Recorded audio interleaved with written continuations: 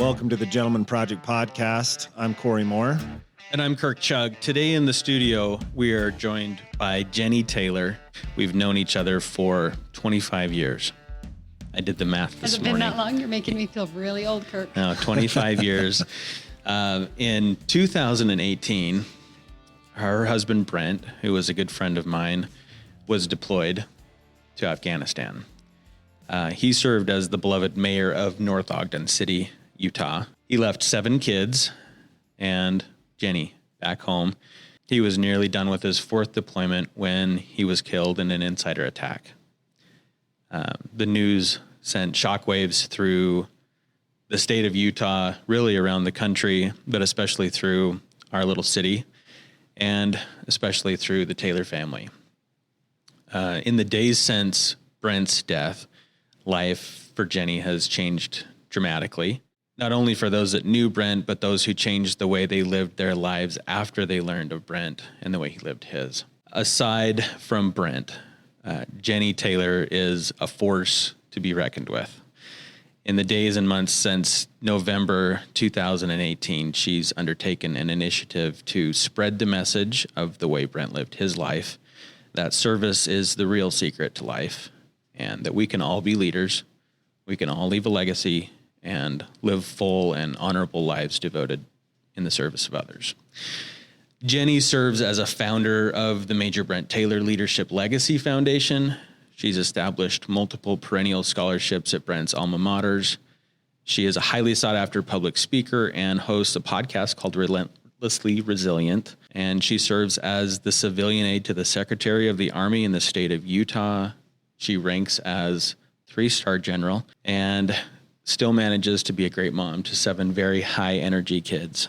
Welcome to the podcast. Jennie Taylor, our first female guest on the podcast, somebody that I think that the majority of the people who have met Jennie have a great amount of respect for Jennie, myself included. So from a very long-winded intro perspective, welcome, Jennie, to the podcast this morning. Wow, Kirk, thanks. You make me feel like, well, who's that lady he's talking about? Because especially when you said that whole great mom to a bunch of kids, I'm like, oh, man, I got to meet her because she could probably teach me something. Well, thanks for having me, and thanks for your kind words. Yeah, you're very welcome.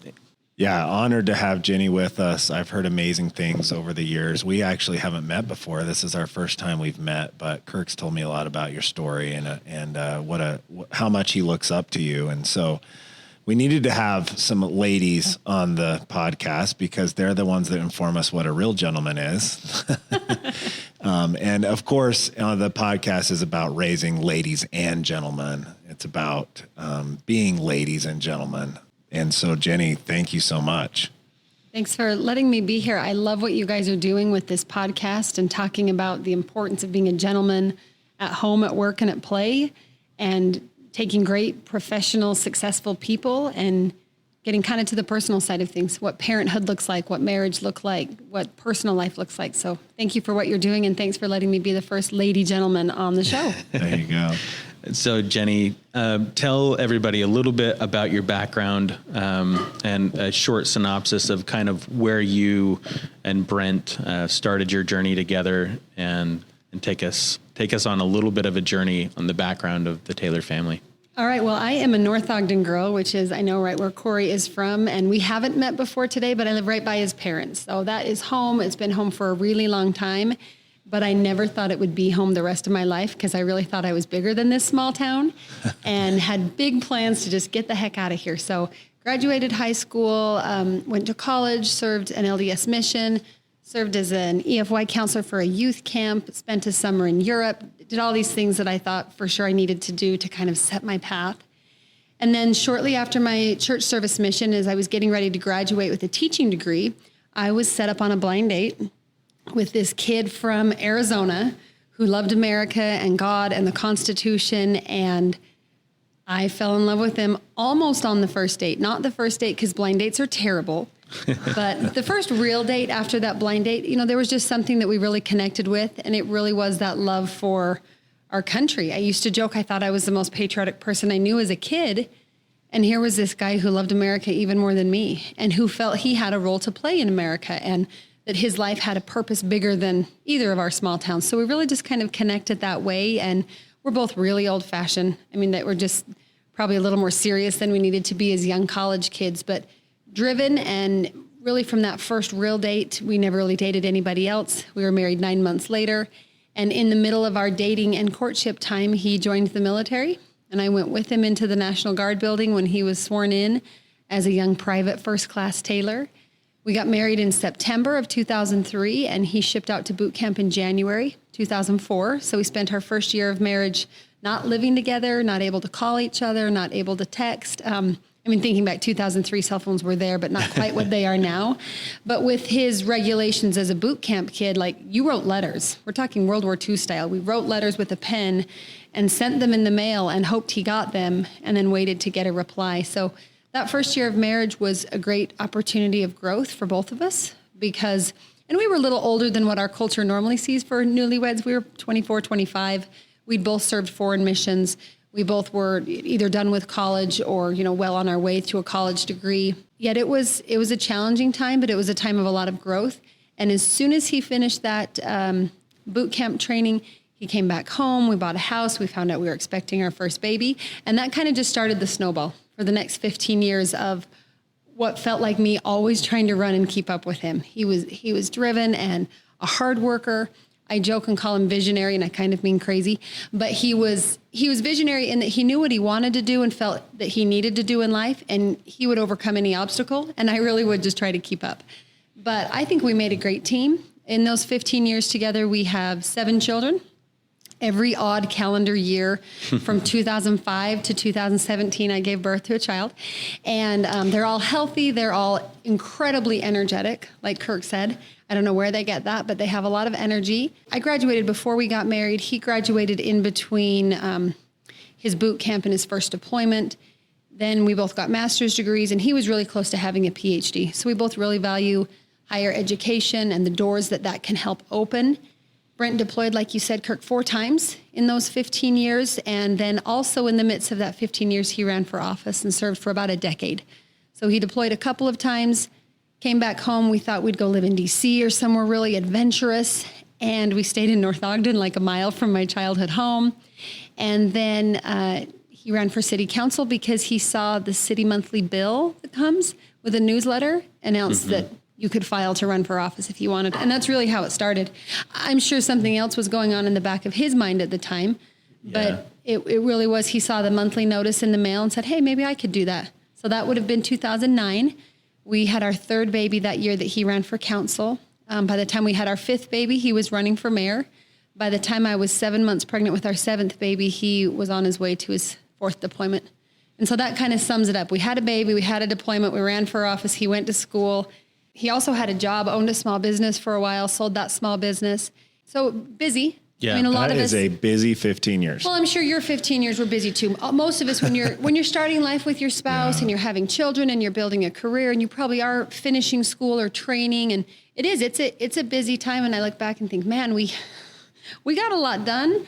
I think of what Doug Wren talked about, extending time. Man, did Brent Taylor know how to extend time. He got far more than 24 hours out of a day, I promise you, which works out well because he only made it 39 years. We still have a great and beautiful life. He very much still is to me. I sometimes get really frustrated by this separation, by the fact that I know he's still a part of my life and know he's still so connected to me and the kids and even the city. You mentioned he left me and 7 kids behind.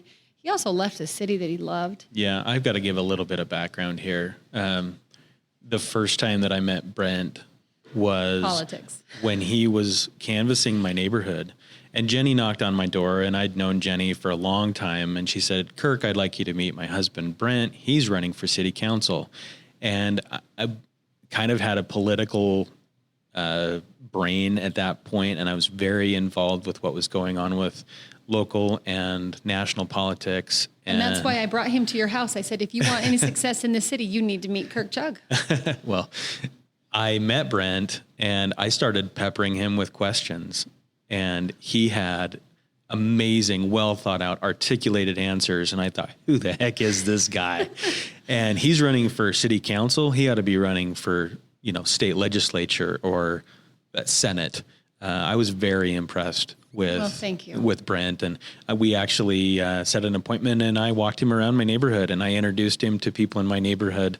because I was that impressed with this guy. I knew that anybody that married Jennie Ashworth from high school probably had to have a pretty good resume to get on that dating list. However, Brent was kind of a high school celebrity in his own right. He was a student body president, very well spoken, older than his years, and My mom always told me to marry above myself, to marry higher than myself, to marry someone that would make me reach and stretch, and I absolutely did that. So Brent was an amazing guy, and he's an integral part of your story. But today, I kind of want to get wisdom from Jennie. I had an experience, and I'll kind of set this up a little bit. When we started the Gentleman Project, I kind of had that same thought. I thought, I want to surround myself with people that I can learn from. And there was a small group of people that I really, really looked up to that I knew that were local, and we started to go to lunch together once a month. And we called it the Gentleman Project Lunch, and we would meet at a local cafe. Brent was always running behind, always late. That was kind of his thing. But he would come, and he was like the top of my list of the first phone calls that I made. Who can I learn from and how to be a better father? And he brought so much value to that. And really, that's where I got to know Brent. It wasn't through politics. It wasn't through family activities. It was through this quite a vulnerable environment that we created for ourselves to admit that we made mistakes as fathers and that we needed improvement, and we were each other's accountability team. And the realness that Brent brought, I'm sitting there across the table from my mayor, and he's telling me about the things he struggles with, his temper and patience and time management and giving his kids all the attention that they need. And it was just a real conversation, and one that I will always cherish thinking about Brent. He became a good friend through that. I know those lunches meant so much to him because, like you said, when you're busy and you're driven and you've got great things to do and the work you're doing matters and the civic duty you have matters and maybe a church volunteer position you have matters, it's easy to sometimes, not intentionally, but neglect maybe your family or your kids or just that time. Time is limited. And even if you can get more than 24 hours out of a day, it's not infinite time. And I know those lunches were great for him as a reminder. And like you said, you were all able to be vulnerable enough to say, I am not a perfect husband. I am not a perfect dad, but I want to be better. And you could set goals with each other where you weren't criticizing or judging each other, but kind of holding each other to it. Like, hey, how'd you do last month? You said you were going to work on coming home for dinner. Did you make it home for dinner? Or whatever the thing was. I know that meant so much to him. He was a very self-aware man, and those lunches hit straight to the core of what mattered most. So I appreciate your guys' friendship. Sometimes I think I need to go to lunch with all of you, and you can give me the dad's perspective because mine's different. Yeah. Give us some perspective on, what are some of the things that you learned from Brent about maybe being a gentleman or about being a father? A second part question, not to get too far ahead, but a second part question. So now what are you doing to try to instill some of these principles and thoughts in your own kids? I love that question, and it's going to be someday a book, I promise you, because when you start the question with what have you learned from Brent about ... Anything. I could speak for hours. Yeah. I could speak for hours. And the interesting thing is, and this goes back to how busy those beginning days and years of life together as a family are, I always knew Brent was brilliant. I always knew he was very deliberate and very intentional. I always knew he was driven and ambitious. And like I said, I called him crazy and visionary. But in the almost 2.5 years since he's been gone, I feel like I've come to know him on a completely different level. I've seen things through a different set of eyes.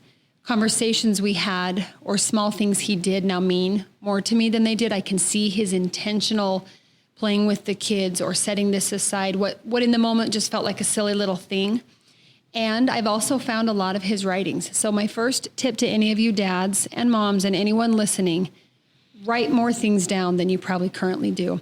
We live in an era where everything's very digital. I can FaceTime you. We can have a face-to-face conversation across the world, which is beautiful, but then it's gone. I have found so far 3 journals I did not know existed of Brent's from 3 very specific times in his life where he's very honest and he's very open. And he says things in there that he would want his kids to know. Or I've asked myself, why do I serve in the military? And then he answers his own words. And so I don't have to wonder, what would Brent tell our kids if he were here? I have his words to say, hey, you guys, here's what Dad would say. And as I've studied those, I've come to gain even a greater respect for the man that I've been married to all of these years, who I thought I knew so well. And I thought, and we did. We knew each other very well. You really get to know someone when you live through 15 years, 7 kids, 4 deployments, and 10 years of public office, and however many college degrees. What have I learned from Brent about being a gentleman, about being a father, about making time for the kids? He was very intentional and aware, again, back to what Doug Wren spoke of, extending time. He would set aside time on a Sunday afternoon to sit down with each of the kids. Now, it would take a couple of hours by the time you sat down with each of the kids, and he'd bring Jelly Bellies, because then the kids could choose which ones are the nasty ones or the fun ones. And Brent had the sweet tooth of all sweet tooths. Of all sweet tooth, but not chocolate, interestingly enough. But it was every other candy, mostly the old-fashioned nasty kind, like Peeps and Circus Peanuts. But he had particularly Jelly Bellies, and the kids knew it was Jelly Bellies. And they'd sit with Dad in our big overstuffed recliner on a Sunday, one at a time. And he'd say, what's happening at school? How are things with your friends? What are you working on? I remember very particularly him working with our third child, who's our second son named Alex, about looking people in the eye. Alex is very shy and very brilliant. His mind runs 1,000 miles an hour, but he's kind of reserved and doesn't say a lot. And it's very hard for him to look at people. And I remember, he would have been 5, 6, 7 years old, and Brent would make it a point, look him in the eye, son. Shake hands, look him in the eye. Wait, look up, buddy, when you talk to somebody. So he would interview him and make Alex a little uncomfortable and say, look me in the eye when you're talking. But that simple lesson, how important it is to look someone in the eye, how important it is to treat people with respect. He was, again, we're both very old-fashioned. He would teach the kids the importance of using sir or ma'am, Mr. or Mrs. It drove him crazy that children call adults by their first names in today's society. That should never be allowed. It should be Mr. So-and-so or brother so-and-so or president so-and-so. Very proper. But what I've learned from Brent is that no matter how successful you might want to be in your career or in your civic duty or in your influence in your community, all of those things are great. Nothing matters more than those relationships at home. And Brent knew that. And he made a point to remind himself of that. And not just for me and the kids. If you ask any of his siblings or his parents, he was a fabulous brother as well. He was a devoted son. I don't know how many times I'd find out he'd stopped by his mom's office and taken her flowers because he knew she had a hard day or just for no reason at all. He was very dedicated to those personal relationships, and they were the core of who he was. And this is something that came to me very clearly almost immediately after he died. There's a quote that Brent had shared when he publicly announced this final deployment. Came from Ezra Taft Benson of the LDS Church about his loyalty to God, family, and country. And I'd already known that. And of course, I could see that pattern through those 15 years we had together. But somehow in that weird wake right after a death, when it's like time and space stop and the afterlife and the before life and the current life all just blend into one, I realized that for Brent Taylor, serving God, family, and country was one thing.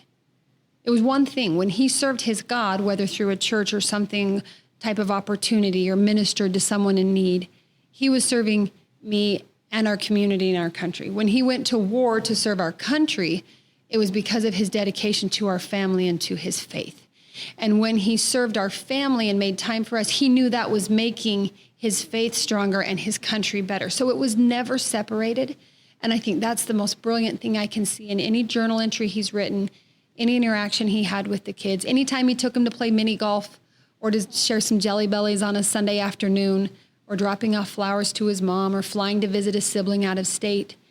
Everything for that man was his faith, his family, and his freedom, all woven into one in a way that most of us don't operate like that. I feel like he was on a higher level, on a different level, and I now feel like I've almost inherited him. And I know you're going to think it sounds weird. My daughter thinks it's totally creepy. I say all the time, I am us. You want to know what Brent Taylor thinks? I can tell you. Because the thoughts are in me. They are in me as if they were my own, and yet I know they're not my own. Mm-hmm. I'm not the same Jennie I was before he died. I'm not the same Jennie I was before we met. I would hope every married couple could say that, each of us. And I actually speak about significant others. We always think a significant other is a romantic partner. Who else has been a significant other in your life, had a significant impact? Those people shape how we think, how we see the world. So if you ask me, you say, oh, we want to hear from Jennie today. Well, you're only going to hear from us. Yeah. Because anything I say is us. That's a good point. I like that thought pattern. Yeah. And I've seen the evolution myself, and it's been a tough road and a tough journey for you personally, Jennie, to come to terms with a lot of these things. And we've spent hours talking about, some of the challenges. And I know that you are very mindful at summarizing some of these things. And usually that ends up being spoken from a stage or on your podcast. Like, she started a podcast called Relentlessly Resilient to help people deal with grief. And she brings people on that podcast that have amazing personal interest stories. So Jennie, give us kind of a Reader's Digest version of the last 2.5 years. What are the things that you've learned about dealing with grief and resilience? Do I get 2.5 years to tell the answer? Everything. I think the biggest thing I've learned about grief itself is how physical it is. It physically is exhausting. It physically changes. I feel like it's changed my body. It's changed the way my being works. I had no idea how physically demanding being in grief would be. How surprising it can be to where I'll feel like I'm doing great. I'm on top of the world. And the Pentagon being invested in this position I didn't even know existed. And then 2 seconds later, I'm a puddle on the floor. So just the unexpected parameters of grief. You can't put it in a box. Resilience, my dear friend, Michelle Sharf, she's the one who actually had the idea of this podcast. She's a widow as well, not a military widow, but a widow who we've started to see, both of us in this journey, once you've faced a real tragedy or trauma, which I think everyone has, and maybe several times over, you just start to be a little more tender. You start to be a little more aware of the hard things other people are going through. You maybe become a little more cautious with what you say or how you offer to help someone. But to me, resilience is two things. It's a choice and it's a muscle. It's a choice. I don't just sit around and wait to be resilient. And some people I can look at and say, oh, you are just so resilient. I admire that so much, but that's just you and could never be me. Resilience is a choice and resilience is a muscle. You want to be able to get through whatever the next thing life's going to throw at you. You better work on getting through the thing life's already thrown at you. And I can see that. You ask what I've learned in the last 2.5 years. It's how the 39 years before that prepared me in ways I couldn't have imagined. I feel like time works retrospectively. People asked when Brent died if I saw it coming, if I had a premonition or if I worried about it or thought maybe this would be my future. Heck no. No idea. Caught me off guard more than anyone else, I promise you, except maybe him. I promise you he did not see it coming either. I know for a fact. But in that moment and in the moment since, I feel as if time has rewritten itself. And I can look back over 39 years of my life before he died, 15 years married to him. And I can see moments where I had maybe an opportunity to exercise that resilience muscle. And I thought I was just working it out for good measure. And then who knew that later that muscle would be the one I would need? Or maybe a trial or hardship I'd been through before that I felt was so unfair and just such a ripoff in life, maybe now has given me the tools to not only face what I need to face right now, but even help somebody else. That's a crazy feeling, to think my heartache and my pain is somehow helpful to someone else. Well, that gives it a sense of purpose that almost alleviates the pain. I mean, it never really takes away the pain. I know a lot of people say, oh, all things happen for a reason. And I think that's a bunch of crap. I think we can make reason out of all things that happen. And for me, my faith and my God helped me find reason, create meaning. And again, back to my dear friend Michelle from our podcast, she's so quick to point that out. No matter how hard life is or how terrible these experiences we face are, we can always look for the lesson. Now, we can always look to be the victim, and we can always look and say, this is a ripoff, because guess what? It totally is. But I've learned in these last couple of years the importance of choosing to be resilient, the importance of working at it, how physically exhausting it is sometimes to just say, I just can't do this another day. But I think one of the biggest things I've learned is to admit to myself, I can't do this another day. And that for me, Kirk, I'm sure you've seen as a huge struggle, and I hope an evolution. Asking for help is really hard. We are part of a culture of hard workers. I mean, we're Americans, for crying out loud. We are resilient. We are self-reliant. We're going to reinvent something that's more amazing than the wheel, and we are going to patent it and just change the world because we've got these great ideas and innovation, and that's the American way. And yet, does the American way know how to say, hey, I need help, or I just can't do this today? In the beginning days and weeks, minutes and hours after Brent died, those waves of grief were so overwhelming, they felt suffocating. And it wasn't the sadness that scared me as much as the anxiety, where I thought, I will never be able to breathe again. I can't breathe. Brent died and took half of me with him, but it wasn't the left half or the right half. It was half of every cell in my body. And now I get to the point where those waves of grief come. And most of the time I don't anticipate them because they come on their own schedule. But it's almost as if I know how to just embrace them now. And to say, right now, I'm going to be really, really sad. And right now I'm going to think how much I really wish Brent were here. And right now I'm going to wish that I didn't have to learn these beautiful lessons I've learned, because who wants to learn the hard way, and not feel the anxiety that accompanies that sadness. And the greatest lesson I've learned, and I continue to learn because I'm a slow learner, is the importance, not just of accepting help, but asking for help.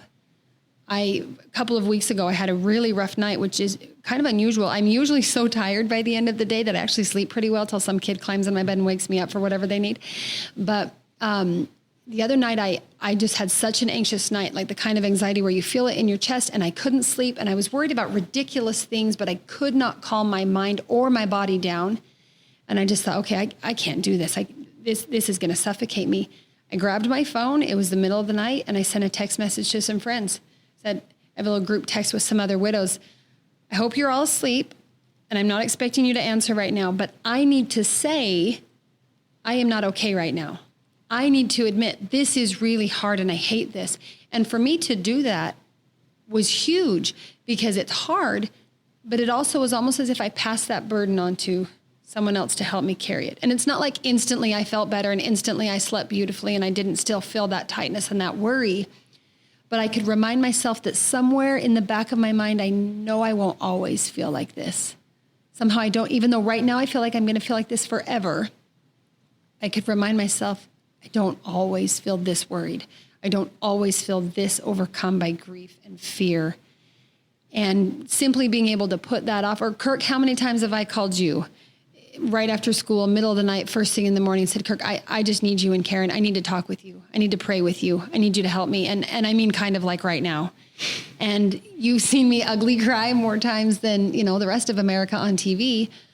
And yet the safety that friendship gives me, to where I know I can text these ladies or reach out to you and Karen or my sister or family members or other friends. I mean, heck, half of my Facebook is me saying, okay, I just want you guys all to know I'm just as crazy as the rest of you, and life's just as hard for me as it is for all of you. Because I think sometimes when we see someone give a speech or on the news or listen on a podcast, we think, oh, that person has all the right answers and their life is just so in order. Yeah. And then you knock on my door and you're like, oh yeah, no, she's crazy like the rest of us. But how freeing that is to say, I'm going to use social media as a way to reach out to people who I know have got my back. And I can say, I'm not okay right now, or you guys pray for me, or hey, what do you think? Or how have you handled this scary type of situation, whether it's a social media or a friend or a text. But I think resilience, again, it's that choice, it's that muscle, and it is absolutely not an independent endeavor. And I think those are the three biggest things I've learned in these past couple of years. There is a lot of wisdom packed into about 5 minutes right there. A lot of wisdom. I appreciate you sharing 2.5 years worth, or maybe 41. Yeah. Let me ask you a question related to that, though. So talk to us about how you walk your kids through this, because that has to be just, I can't understand, honestly. So from from explaining to them what has happened to the last 2.5 years of walking them through this, because you're not standing there alone. You're standing there with 7 kids. Yeah. That's big time. And that's the worst right there. I mean, I think there's any parent listening on this planet who would say, give me the pain, give me the grief, give me the heartache. Do not inflict this on my child. And I will never forget the day those soldiers knocked on my door. My little buddy Jacob answered. He was 7 at the time. He opened the door to 2 Army officers on the doorstep. I came to find out about 4 or 5 months later that same morning, early in the morning, he had woken up in the middle of the night with a nightmare that a soldier in a different type of uniform had come to tell him his dad had been killed. And then he wakes up that morning and answers the door to 2 soldiers here to tell us his dad has been killed. Sitting there in that moment, reaching for each of my children and realizing how incredibly outnumbered I am. There are 7 beautiful children who have just lost a father in the cause of freedom across the world, and they're stuck with me and my 2 very limited arms. And I remember physically trying to grasp them and thinking, I don't have 7 arms, let alone the ability to individually help all 7 of these children. And that is absolutely number one: fear, worry, anxiety. You want to talk about ripoffs? That's the biggest ripoff. Brent and I decided he would serve in the military. We made that choice together. We prayerfully thought about it. We deliberated. We weighed the pros and the cons. We decided he would go to war. We decided he would run for office. We decided, I joke about these visions he had, but for us, they really were like God guiding our lives. But we were adults and we made those choices. And these 7 kids just inherited them. And one of the biggest aha moments I had, again, in those early months, I feel like that entire first year after Brent died, it's as if heaven and earth were just one in my mind. And it was very overwhelming, but very educational and informative.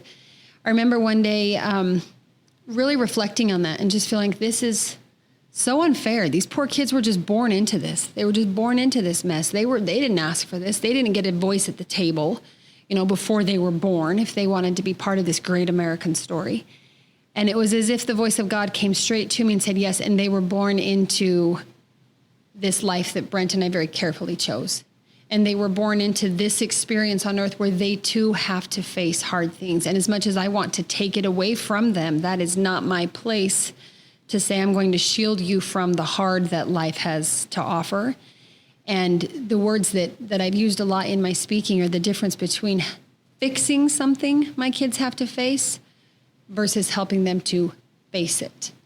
It's not my job or my capacity as a parent to fix things for my kids. I wish I could. You probably wish you could. We all wish we could fix it for our friend in grief, for our neighbor, for the guy down the road that just lost his job. Oh, the human nature wants to fix it.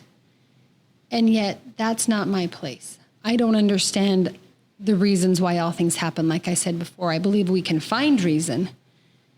But my job as a mom is to try to help those kids face it. And it is the hardest job I have.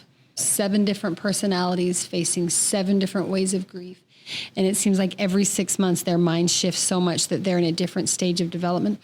We'll do this the rest of our lives. There will never be, we're done grieving, we've processed this. We'll visit it as they hit milestones in their life, as they hit different ages of understanding, as they have different questions. This will be part of us, and I hope a very wonderful, contributing, edifying part of us. I don't want it to define us like we are now the victims of this one incident, but this is a part of the very fiber of who we all are now. So you come at this idea of helping kids grow up with the loss of a father from a very personal perspective. Yeah, it's a total ripoff, right? Do you want to talk about that today? Yeah, I'm not shy about admitting I am a 3rd-generation widow. So my husband died when our children were young. My father died when we as children were young. And my father's mother died when he and his siblings were young. Oh, wow. And so I look at that and I think, man, like, enough, right? Is this like cool family tradition to pass on? I hope not. And yet the perspective it gives is kind of, uncanny. Yeah. You're probably bringing some perspective to dealing with the loss or an early unexpected death of a father to your kids growing up that you may not realize that they they're benefiting from some of the experience that you had, the grief that you went through as a young girl, losing a father and growing up without your biological father, and then having somebody step into your life that was a good example and a gentleman as a stepfather to help you grow up and become successful. But you really do come at it from a unique perspective, knowing that mom's been through this before. Well, and that's where I really look at it, and I can say I know the hardest times of grief for my children have not yet hit us. My hardest time of grief when I had lost my father, now I was 10 when he died. My hardest time was when I first went to college. I went to college in August after my senior year of high school, and he had died in September, all those years before. That first September, being an adult on my own, living with roommates who never knew my dad, away from my family, I remember just almost completely falling apart. And that freshman, sophomore year of college were really hard for me to kind of pick those pieces up, where it wasn't the same as mourning as a 10-year-old girl. Because when you're a 10-year-old girl, you're shielded a lot, and everyone loves you and cares for you. And I was very close to my mom, and I kind of clung to her through all of those teenage years, and that's how it worked for me. I remember getting married a few years after that first year, and I married 4 or 5 years later after my freshman year, and sobbing the night before, so happy to be marrying Brent, so happy about this vision and this plan we had together for our new lives. And just devastated that my dad wasn't there to be at my wedding or to see the birth of any of my children, to ever meet my husband. I mean, those milestones are what's coming. I appreciate the fact that I have that perspective, but I'm also very careful to remind myself, not all of my kids will experience it the way I did. And I have to be careful not to think, oh, I felt this way, so surely you must as well. Or I grieve this way, so obviously that's what's helpful for you. The truth of the matter is, again, every child is so different. Everyone always tells you as the adult to put your air mask on first, your oxygen mask, like in the airplane, so you can then help a child. The problem is sometimes my metaphorical oxygen mask that either helped me as a child or now helps me as an adult to deal with my grief and my anxiety and pain almost suffocates one of my kids, in which case then what do? I'm trying to just breathe and keep my head above water, but it's really making things harder for my child. Do we both go down with this sinking ship? And it's just a constant, I feel like it's a Ferris wheel. You're going up, you're going down, you're going up, you're going down. Sometimes the view is awesome, sometimes you're crashing into the floor. And I don't necessarily have any answers other than trying to let them grieve their own way. Particularly, my older kids, I worry far more about the older kids than the younger kids. Again, that's probably based on my personal experience. It seems a lot of kids, those teenage years, that's a really hard time to face the hard times. When you're younger, there's a little more of a buffer. I've got a lot of years for my two littlest. They're going to live with me forever. Hopefully I'll kind of get my act together and stabilize a little. But these oldest two, my daughter, she's a sophomore. The year's almost over. A couple more years, she graduates and leaves. And her impressionable years are her dad's deployment, her dad's death, her mother's grief, public exposure to everything. That's a lot for a young adolescent to face. And she and I have very different oxygen mask styles. And so we try to create a space where everyone's free to grieve the way they want to. Everyone's free to feel what they want. I'm not going to tell you can't be mad or you can't be sad. Absolutely, be mad, be sad, be all of it.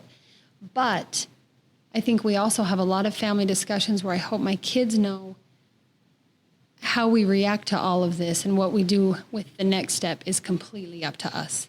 It's fine to say this is completely unfair, or I hate it, or it's a ripoff, or I wish my dad were here. 100% agree every second of the day.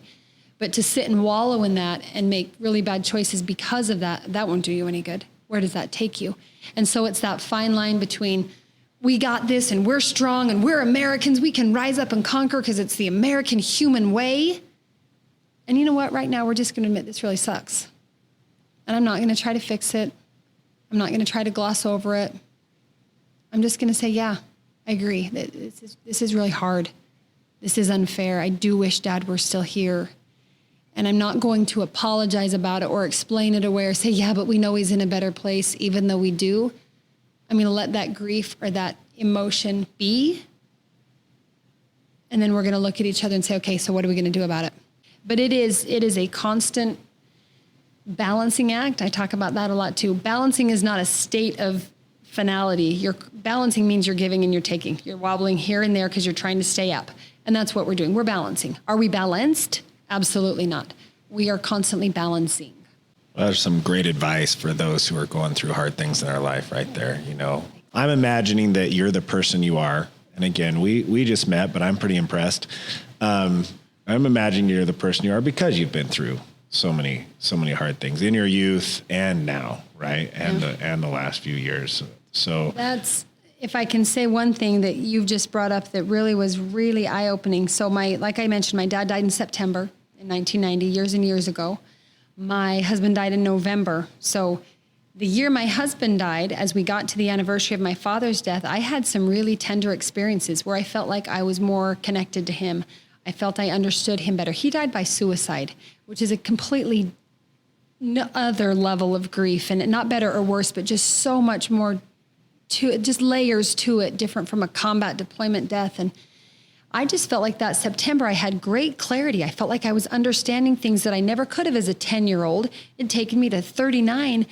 And I was so grateful for his life. I was grateful that even though he took his own life and that was so hard and awful, I came to the understanding where he did that thinking he was giving me a better life. He really thought we'd be better off without him, which of course we are not.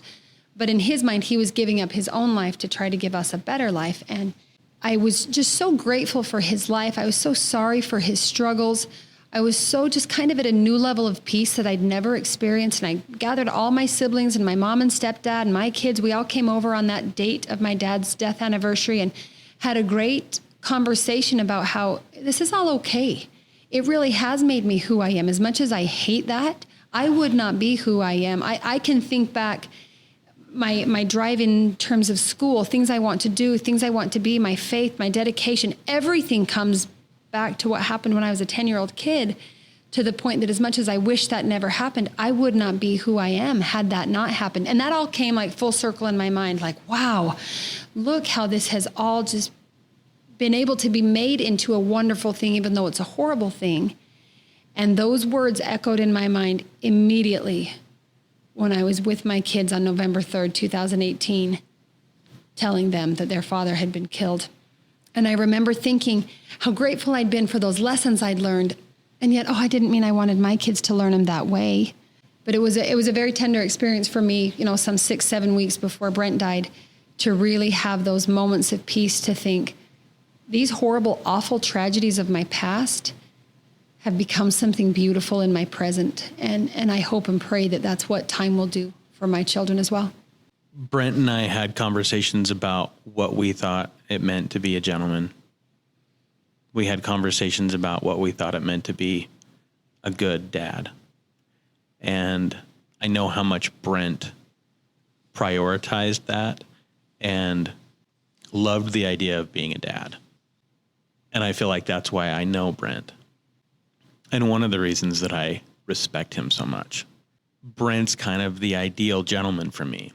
I want you to put into words, one, what you think a gentleman would be, and two, what y'all think a gentleman is. If Brent were here, how would he answer that question? I mean, I'm with you. I think you could open the dictionary, look up the word gentleman, and see also Brent Taylor. He was honor bound. He was duty bound. He was a hard worker. He was incredibly respectful. I think a gentleman is all of those things. I think a gentleman is one who thinks of others before himself.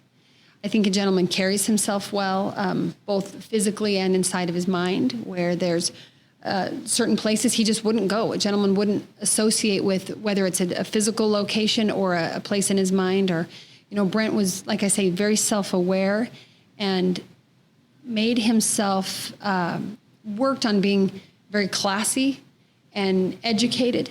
He was incredibly well-read, to the point where he memorized everything he ever read. We have all these books that were his, little pieces of paper marking a page, or the page turned down, or notes in the margin where you could see that's what he'd studied.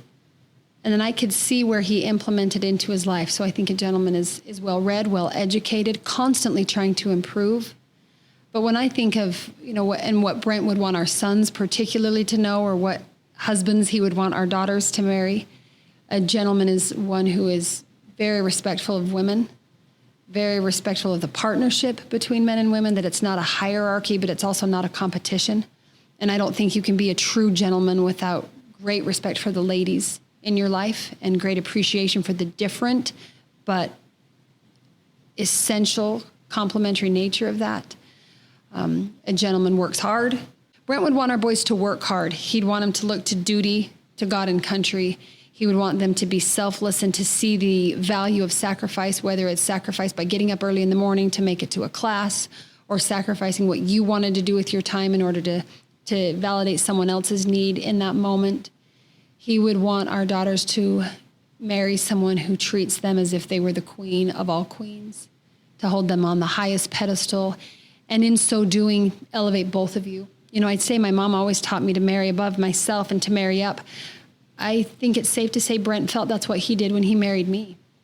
We complemented each other by expecting high things of each other. I think a gentleman has very high expectations of himself and those around him, but not in a browbeating way, but in a way where he says, I'm going to let you know the bar is right here, way up here, and we're going to work together till we get to that bar enough to bump it higher.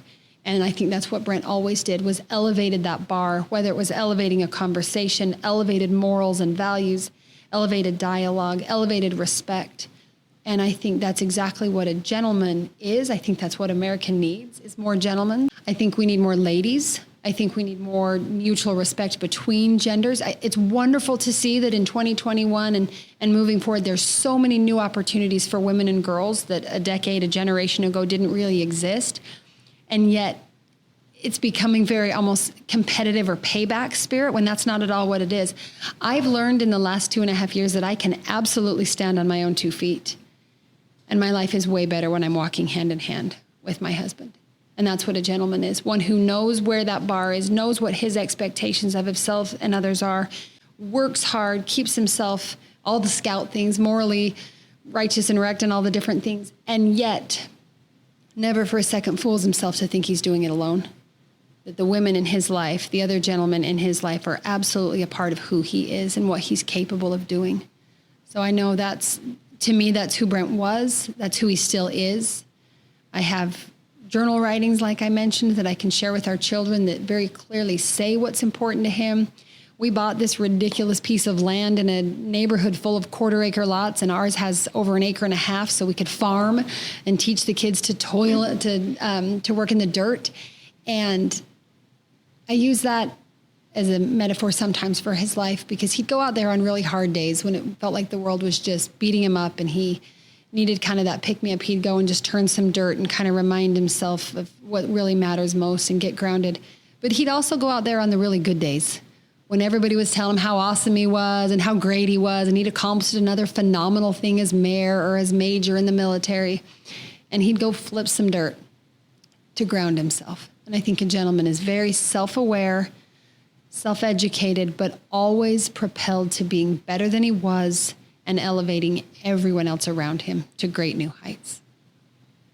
Awesome. Thank you for explaining it. That's one of the best explanations we've ever heard of a gentleman, for sure. Thank you so much.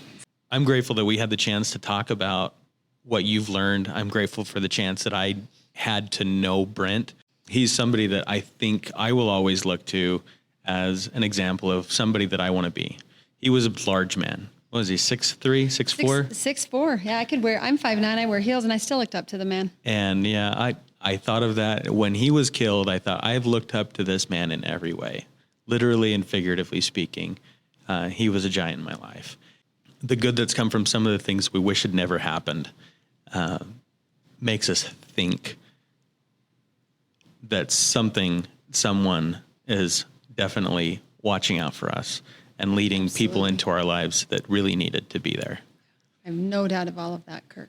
You've become like the little brother I never had, and the brother that I look up to, even though I'm taller than you. I still look up to you. Yes, you are. I look up to you far more, I promise, than you ever looked up to Brent. I just appreciate your friendship so much. That's very kind of you to say. Check out Jennie's podcast.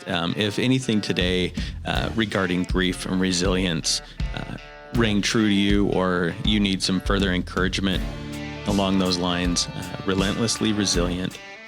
You can find it anywhere that podcasts can be found. And there's going to be things in there that the world really does need to hear. So, Jennie Taylor, thank you for being with us Kurt. today. Thanks, Corey. Thank you so much.